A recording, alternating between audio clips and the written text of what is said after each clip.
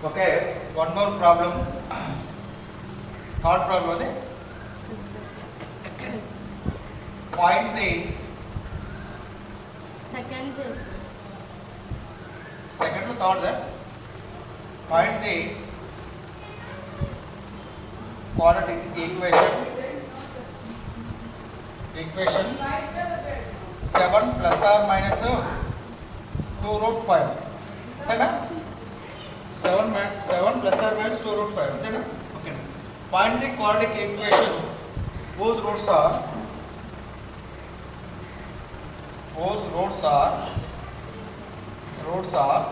7 plus or minus 2 root 5 okay right ఇక్కడ ఈ question బట్టి చూస్తే ఏమనిపిస్తుంది ఇక్కడ క్వాడ్రాటిక్ ఈక్వేషన్ కనుక్కోవాలంట క్వాడ్రాటిక్ ఈక్వేషన్ కనుక్కోవడానికి మనకి ఎన్ని రూట్స్ కావాలి 2 రూట్స్ కావాలి కదా మరి ఇక్కడ ఎన్ని ఇచ్చాడు మరి ఒకటే రూట్ ఇచ్చాడు 2 రూట్స్ ఇచ్చాడు ఇక్కడ 2 ఇచ్చాడు ఇక్కడ 7 plus or minus 2 దాంట్లో 2 ఉన్నది దాంట్లో ఓకేనా దాన్ని నేను చూడ ప్లస్తో ఒక రాస్తే ఎంత అవుతుంది 7 plus 2 root 5 నెక్స్ట్ మైనస్తో రాస్తే ఎంత ఉంటుంది 7 minus 2 root 5 ఉంటుంది అనమాట 2 రూట్స్ ఇచ్చాడు అక్కడ ఓకేనా అది ఇక్కడ ప్లస్ ఆర్ మైనస్ అంటే 2 రూట్స్ ఉన్నాయని అర్థం అక్కడ అందుకని ఇక్కడ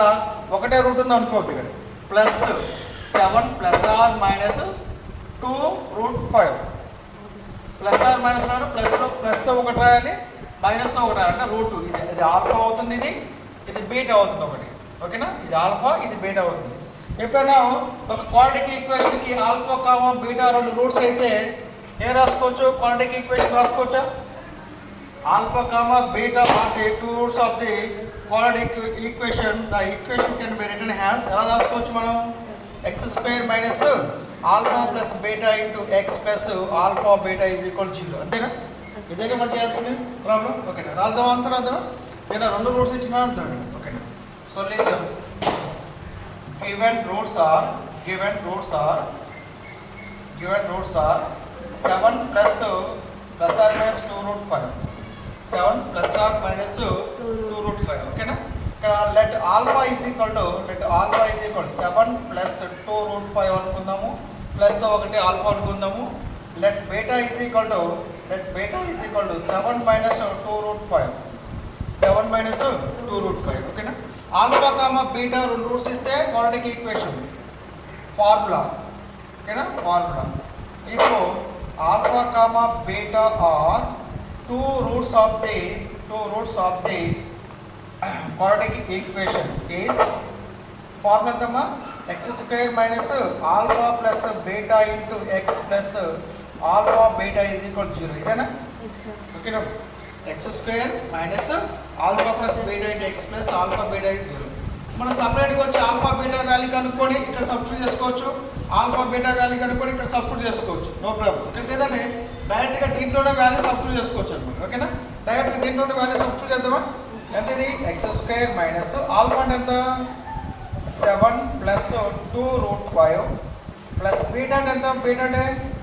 7 minus 2 root 5 into X plus alpha అంటే ఎంత ఆల్ఫా అంటే 7 ప్లస్ 2 రూట్ 5 ఇంటూ బీటా అంటే ఎంత 7 minus 2 root 5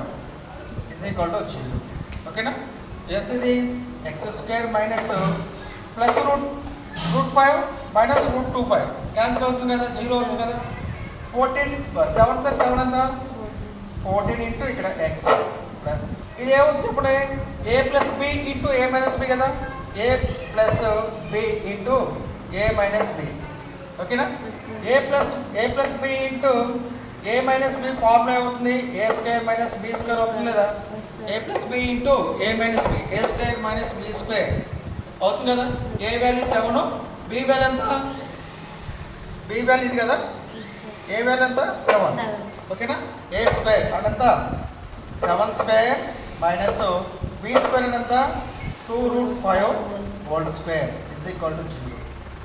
x² minus 14 into X ఎంత 14x ప్లస్ 7² అంటే 49 ఇక ఏబి హోల్ స్క్వేర్ ఎంత a² ఇంటూ b² కదా స్క్వేర్ దీనికి వస్తుంది స్క్వేర్ దీనికి వస్తుంది కదా అప్పుడు ఎంత square 2² into root 5 whole square is equal to 0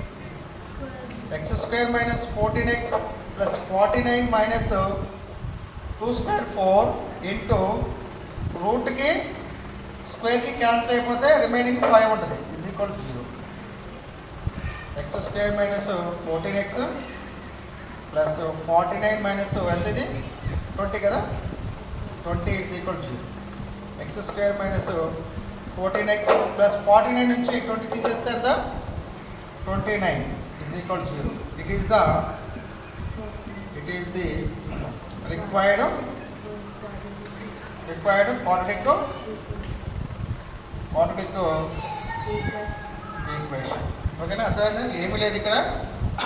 alpha plus are మైనస్లో 2 roots ఉంటాయి. ఒకటి ప్లస్తో రాసుకుంటే ఆల్ఫా అవుతుంది, మైనస్తో రాసుకుంటే బీటా అవుతుంది అనమాట.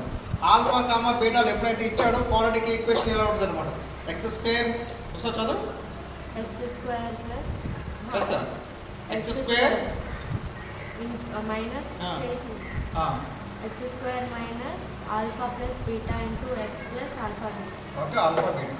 సో దాని పోతే alpha value beta value substitute చేసుకుంటే క్యాలిక్యులేట్ చేసుకుంటే మనకి రిక్వైర్డ్ సొల్యూషన్ వస్తుంది. ఓకేనా, థ్యాంక్ యూ. లాస్ట్